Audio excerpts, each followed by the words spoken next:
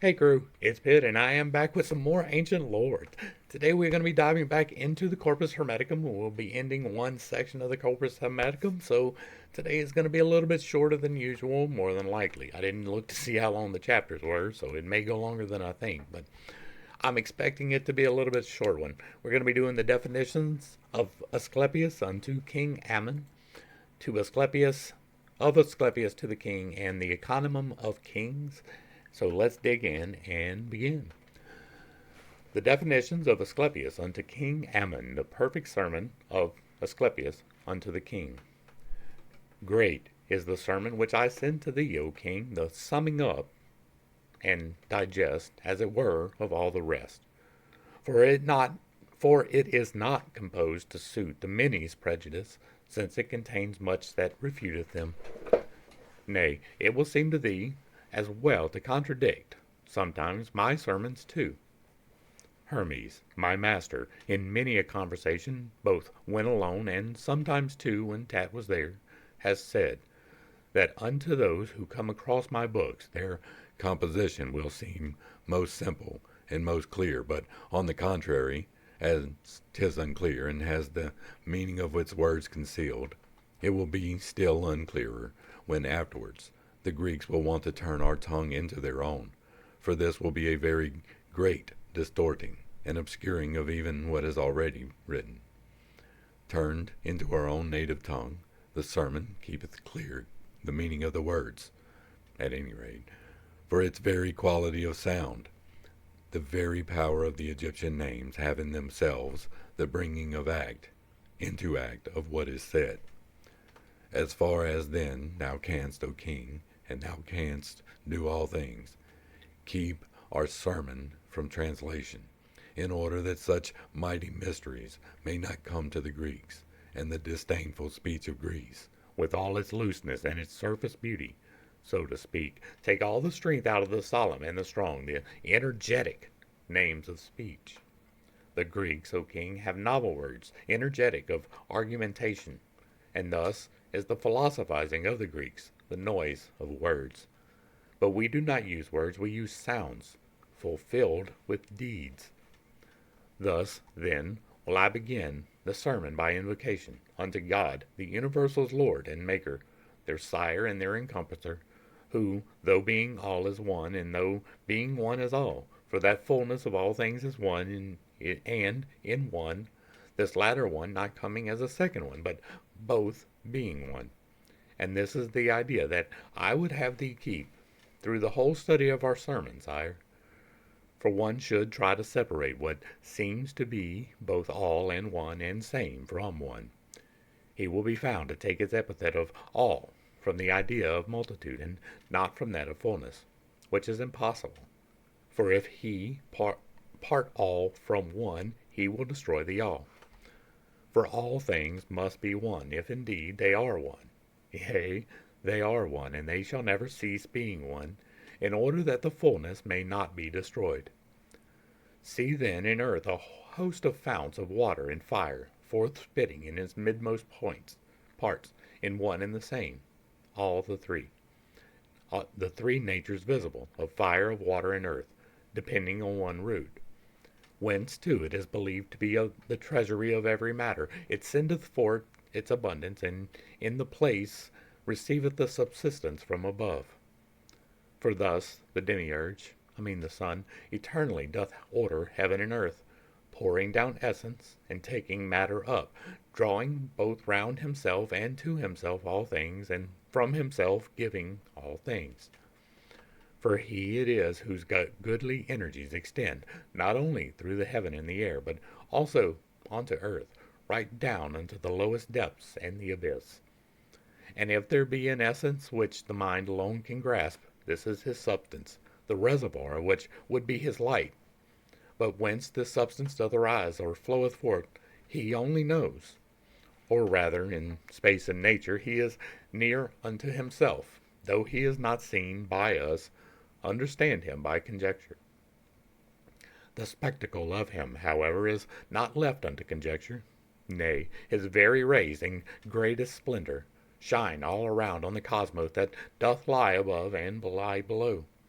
For he is stabilized in the midst, wreathed with the cosmos, and just as a good charioteer, he safely drives the cosmic team, and holds them into himself, lest they should run away or in dire disorder. The reins are life and soul and spirit, deathlessness and genesis. He lets it then drive round, not far off from himself, nay, if the truth be said, together with himself. And in this way he operates all things. To the immortals he distributeth perpetual permanence, and with the upper hemisphere of his own light, all that he sends above from out his other side, which looks unto heaven, he nourisheth the deathless parts of cosmos. But with that side he sendeth down its light, and shineth round all of the hemisphere of water, of earth, of air. He vivifieth, and by births and changes keepeth in movement to and fro the animals in these lower parts of the cosmos. He changes them in spiral fashion, and doth transform them into one another, genus to genus, species into species, their mutual changes into one another being balanced, just as he does when he doth deal with the great bodies. For in the case of every body, its permanence consists in transformation. In case of an immortal one, there is no dissolution, but when it is a mortal one, it is accompanied with dissolution. And this is how the deathless body doth differ from the mortal, and how the mortal one differ from the deathless. Moreover, as his light's continuous, so is his power of giving life to lives continuous, and not to be brought to an end in space or in abundance.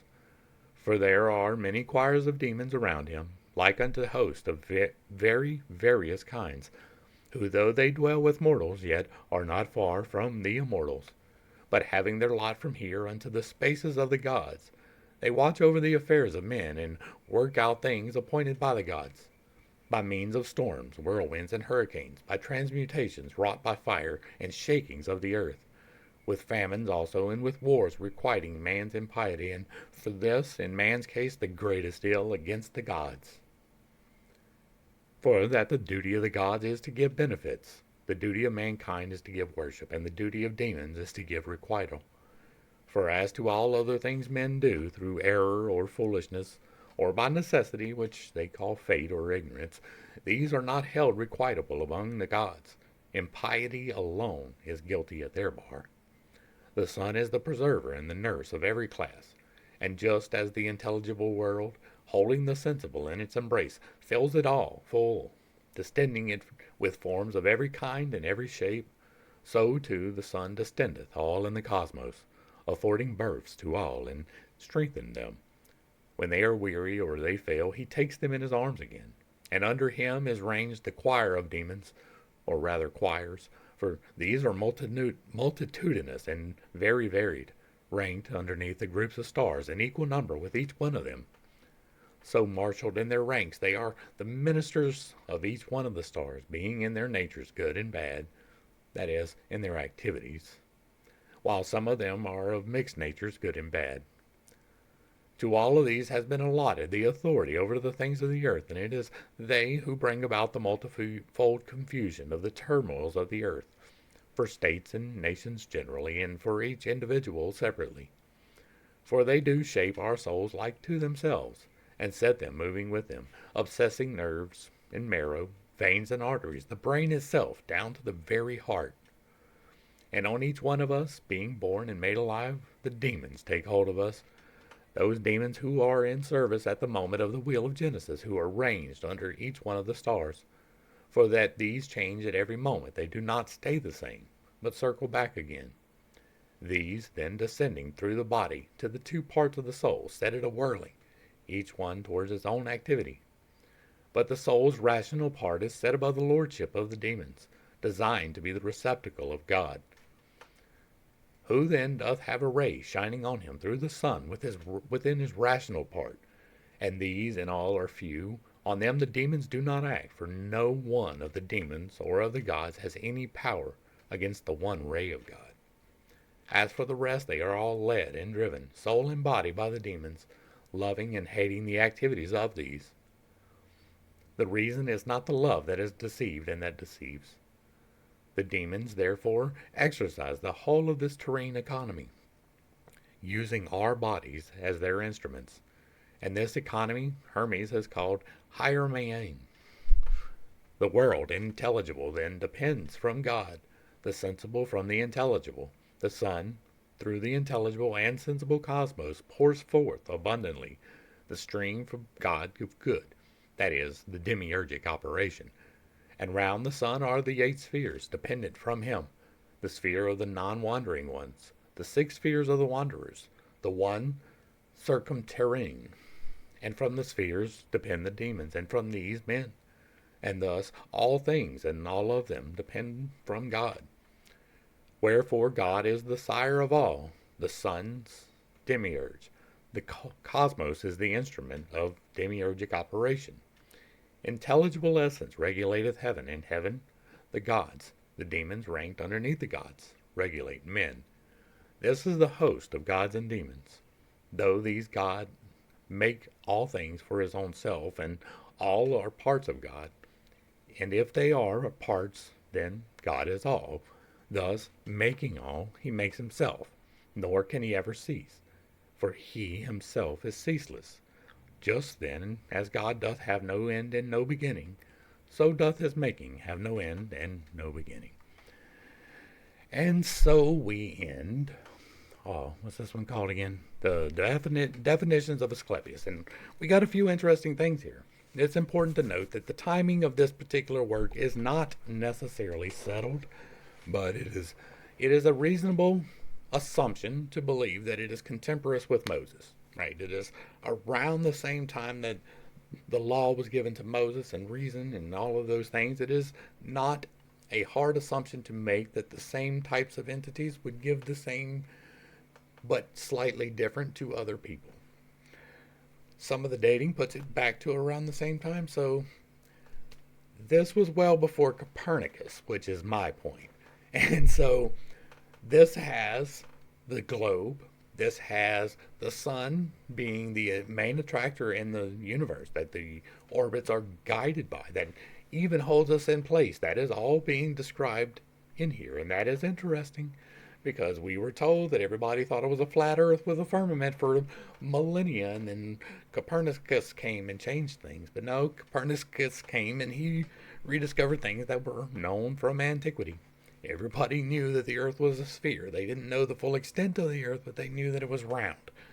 They knew that the things in the heaven were round and that they had a course set about them. Now, I personally think that the Tycho's model has a better description than the Copernican model, but this could go for either one of them, so it is perfectly fine with me. It also tells you in here that everything is something. Everything is God, and that is something, but everything is held in place by electromagnetics and not necessarily gravity as we understand it, right? I believe that electromagnetics play a much larger part in our very essence, and most definitely in the order and the movements in the universe. And that the sun is a transmitter of that it actually emits the plasma that we ride in, right? It is plasma that we don't see. It is some kind of thing that we don't quite have a full grasp on yet, but it is not a full, complete vacuum in space. There is something, in order for light to travel, it has to travel through a medium of some type. And so, even in a vacuum, there is something. That something, I believe, is the essence of what God uses to keep us here, and that is electromagnetics. It also tells you in here that you will return to source, that you cannot be separated from source, and that when you cease, you will return to God, that you are not a God, but that you are a part of God. And all of that was in here. This was quite a useful little chapter. Next up, we are going to be checking out the missing one. This is of Asclepius to the king, and it is missing a significant piece, but we are going to read the parts that is not. So, Asclepius, if thou dost think of it, O king, even of bodies there are things bodiless. What are they? Asked the king. The bodies that appear in mirrors, do they not seem then to have no body? The king, it is so, O Asclepius, thou thinkest like a god. Asclepius, there are things bodiless as well as these. For instance, forms. Do they not seem to thee to have no body? but to appear in bodies not only of the things which are ensouled, but also of those which are not ensouled. Thou sayest well, Asclepius. Thus, there are reflections of things bodiless on bodies, and of bodies too upon things bodiless. This is to say, of the insensible on the intelligible world, and of the world intelligible on the sensible. Wherefore pay worship to the images, O king, since they too have their forms as from the world intelligible. Thereon his majesty arose and said, It is the hour, O prophet, to see about the comfort of our guests. Tomorrow, then, we will resume our sacred converse. And so ends of Asclepius to the king, and we don't have much here. We don't have the gist of the conversation. It seems somewhat to be about the incorporeal, but I'm not trying to read too much into what they're saying because we don't have the context of the situation. But I wanted to merely get it on the record because that is what we're doing here, right? We're reading into the record the thrice greatest Hermes, and so I just wanted to get it in there. Next up, we will be doing the ENCOMIUM of Kings, and this will end the section, right? With the next part of this, because there is another part of this, will be one sermon that is separated into, I think, 13 different parts, and so we will be doing that. And I didn't want to start that off with this one, even though I knew that this one was going to wind up being a little short. This is going to be the ENCOMIUM of Kings, about the souls being hindered by the passion of the body. This sounds important. Let's dig in. In the case of those professing the harmonious art of muse-like melody, if, when the piece is played, the discord of the instruments doth hinder their intent, its rendering becomes ridiculous. And when his instruments are quite too weak for what is required of them, the music artist must needs be laughed at by the audience. For he, with all good will, gives of his art unweariedly. They blame the artist's weakness. He then, who is the natural musician, God, not only in his making of the harmony of his celestial songs, but also in his sending forth the rhythm of the melody of his own songs, right down into the separate instruments, is, as God, never wearied. For that with God there is no growing weary. So, then, if ever a musician desires to enter into the highest contest of his art, he can, when now the trumpeters have rendered the same phrase of the composer's skill, and afterwards the flutists played the sweet notes of the melody upon their instruments, and they complete the music of the piece with pipe and plectrum. If anything goes wrong, one does not lay blame upon the inspiration of the music maker.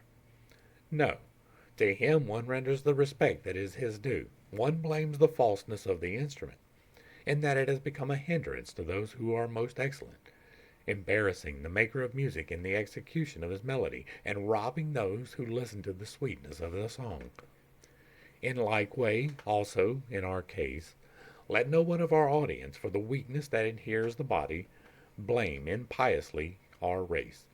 Nay, let him know God is unwearied spirit, for ever in the self-same way possessed of his own science, unceasing in his joyous gifts, the self-same benefits bestowing everywhere.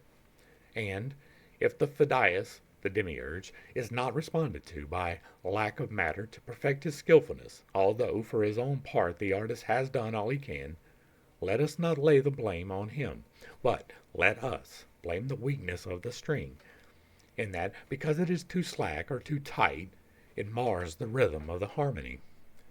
So, when it is that the mischance occurs by reason of the instrument, no one doth blame the artist.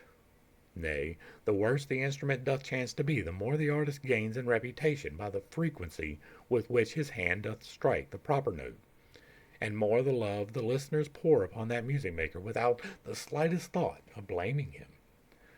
So will we too, most noble sirs, set down our own lyre and tune again, within, with the musician. Nay, I have seen one of the artist folk, although he had no power of playing on the lyre, when once he had been trained for the right noble theme, make frequent use of his own self as instrument, and tune the surface of his string by means of mysteries, so that the listeners were amazed at how he turned necessitude into magnificence. Of course, you know the story of the harper who won the favor of the god who is the president of music work, when he was playing for a prize and when the breaking of a string became a hindrance to him in the contest. The favor of the better one supplied him with another string, and placed within his grasp the boon of fame. A grasshopper was made to settle on his lyre, through the foreknowledge of the better one, and fill in the melody in substitution of the broken string. And so by mending of his string, the harper's grief was stayed, and fame of victory was won. And this I feel is my own case, most noble sirs, for but just now I seem to make a confession of my want of strength, and play the weakling for a little while.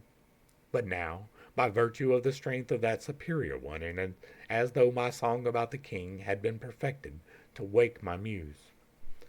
For you must know the end of our duty will be the glorious fame of kings, and the good will of our discourse will occupy itself about the triumphs which they win. Come then, let us make haste, for that singer willeth it, and hath attuned his lyre for this. Nay, more sweetly will he play, more fitly will he sing, as he has for the songs the greater subjects of his theme. Since, then, he has the stringing of his lyre tuned specifically to kings, and has the key of laudatory songs, and as his goal the royal praises, let him first raise himself unto the highest king, the god of wholes. Beginning his song from of the above, he, in second place, descends to those after his likeness who holds the scepter's power. Since the kings themselves, indeed, prefer the topics of the song, should step by step descend from the above, and where they have their gifts of victory presided over for them, thence should their hopes be led in orderly succession. Let then the singer start with God, the greatest king of wholes, who, forever free from death, both everlasting and possessed of all the might of everlastingness, the glorious victor, the very first, from whom all victories descend to those in succession do succeed to victory. Our sermon then does hasten to descend praises to the presidents of commonweal and peace, the kings, whose lordship in most ancient times was placed upon the highest pinnacle by God supreme, for whom the prizes have already been prepared even before their prowess in the war, of whom the trophies have been raised even before the shock of conflict, for whom it is appointed not only to be kings, but also to be best, and whom before they even stir, the foreign land doth quake. About the blessing of the better one and the praising of the king. But now our theme does hasten on to blend its ends with its beginnings, with blessings of the better one, and then to make a final end to its discourse on those who divinest kings who give us the greatest prize of peace. For just as we began by treating of the better and of the power above, so let us make the end bend around again to the same, the better. Just as the sun, the nurse of all the things that must grow, on his first rising, gathers unto himself the first fruits of their yield with his most mighty hands, using his rays, as though it were for plucking off their fruits. Yea, his rays are hands for him who plucketh first the most ambrosial of plants. So too should we, beginning from the better one, and thus recipient of his wisdom stream, and turning it upon the garden of our souls above the heavens, we should train these of blessing back again unto their source, whose entire power of germination in us hath himself poured into us. 'Tis fit 10,000 tongues and voices should be used to send his blessings back again into the all-pure God, who is the Father of our souls, and though we cannot utter what is fit, for we are far unequal to the task, yet we will say what best we can. For babes just born have not the strength to sing their Father's glory, as it should be sung, but they give proper thanks for them, according to their strength, and meet with pardon for their feebleness. Nay, it is rather that God's glory doth consist in this one very thing, that he is greater than his children, and that the prelude and the source, the middle and the end of blessings, is to confess the Father to be infinitely puissant, and never knowing what a limit means. So it is too in the king's case, For that we men, as though we were the children of the King, feel it our natural duty to give praise to him. Still, must we ask for pardon, even though it is granted by our sire, even before we ask?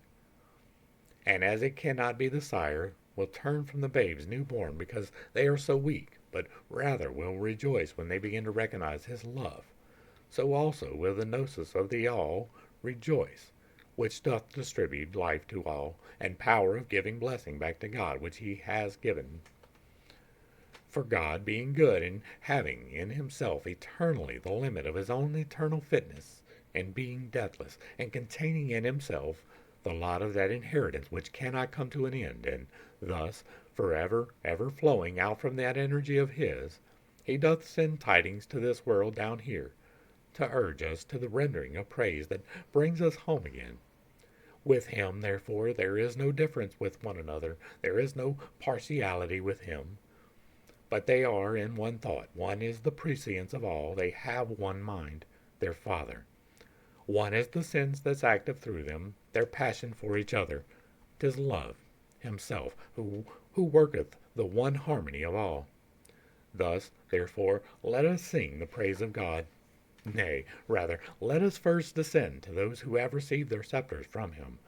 For that we ought to make beginnings with our kings, and so, by practicing ourselves on them, accustom us to their songs of praise, and to train ourselves in pious service to the better one. We ought to make the very first beginnings of our exercise of praise begin from him, and through him exercise the practice of our praise, that so there may be in us both the exercising of piety towards God and of our praise to kings. For that we ought to make return to them, and that they have extended the prosperity of such great peace to us. It is the virtue of the king, nay, 'tis his name alone that doth establish peace. He has his name of king because he levelleth the summits of dissension with his smooth tread, and is the Lord of reason that makes for peace. And in such, in sooth, he hath made himself the natural protector of the kingdom, which is not his native land. His very name is made the sign of peace.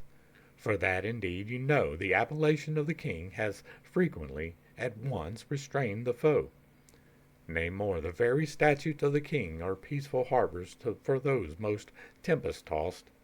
The likeness of the king alone has to appear to win the victory, and to assure all the citizens freedom from hurt and fear.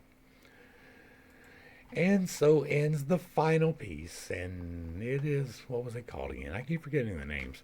The ENCOMIUM of Kings. And there was a couple of lessons to learn here. Life is harmony. Life is electromagnetic resonance, and that is music, right? The sound of music. I have played before, and I don't have it pulled up, and I'm not going to bother doing it now, but you can look it up yourself. If you Google the sound of electromagnetism, you can hear it. It sounds like trumpets, and I believe that all of creation is maintained by the proper frequencies, that you can change your own mindset by playing the proper frequencies, that these things can happen to you. I have talked about them in the Infinite Integration playlist. The 8-step harmonics of life, the fact that everything in life does come in eights, that there is a cycle of eights, that there are divisions of eights, and pretty much everything leads into the very fundamental harmonics of life, which is also a video in the Infinite Integration playlist for a reason. Sound, the things you speak, the toroid that comes out of your mouth, because it is a toroid that comes out of your mouth. It creates your entire world. If you are speaking positivity into your life, then positivity is attracted to you. That does not mean that you will not get trials, but it does mean that you are able to overcome them. But if you speak negativity into your life, you attract negativity into your life, and you will have more trials, and you will not be able to overcome them. That is the basic fundamentals of life. That is how the laws work. The 8 laws of creation, because there are 8 laws of creation. There are not, 12 and 10 that they had yesterday, and I didn't even get into the laws deeply.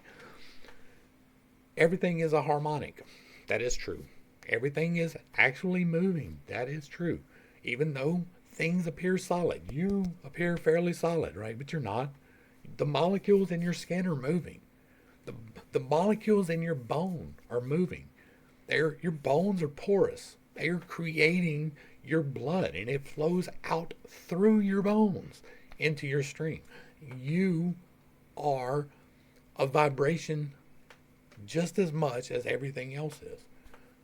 Music is the harmony that you can use to bring yourself into harmony, right? It is the melody that you can bring yourself into harmony with. That's a better way of saying it. But since everything is a vibration, you can match vibrations with the everything that you want in your life. And that is where we're going to wrap it up. Hopefully I brought a little bit of enlightenment and not too much confusion. Well, the second point. Let's get into the second point. I don't believe in kings, right? I understand the need for them at a certain point in history, but I find it a little bit ridiculous to think that like a man can take responsibility for his life and those around him and become the leader that is needed without being divinely appointed to be the absolute tyrant of a place. So I don't believe in kingship. I believe in leadership. And a king can be a leader, but most often that is not the case because they become obsessed with the title of king instead of the title of leader. You should be a leader if you want to be a leader. That means that you have to make choices and face consequences. You have to accept responsibility and blame if you are to be a leader. And most kings just simply cannot do that. If something goes wrong, it is the fault of someone else, and it is not their fault, and therefore they are blameless, and that is unacceptable. A leader creates, a leader shows the way, a leader guides, but a leader does not have to do it by the sword. And that's where we're going to wrap this up. Hopefully I brought a little bit of enlightenment and not too much confusion to a somewhat difficult topic, right? If you don't understand some of the terminology in this, it can be a little hard to keep up with. That's why I have a whole nother playlist devoted to the concepts in a different way. To the crew, thanks for hanging out. I appreciate every single minute that you are here with me, and I am praying for you every single day. Thanks for hanging out for my vocal therapy because It is working. I am getting better. We're getting there, y'all. Until next time, I love you. God loves you. You are perfect, whole, and complete just the way that you are. And this has been Pitt's Take. Peace.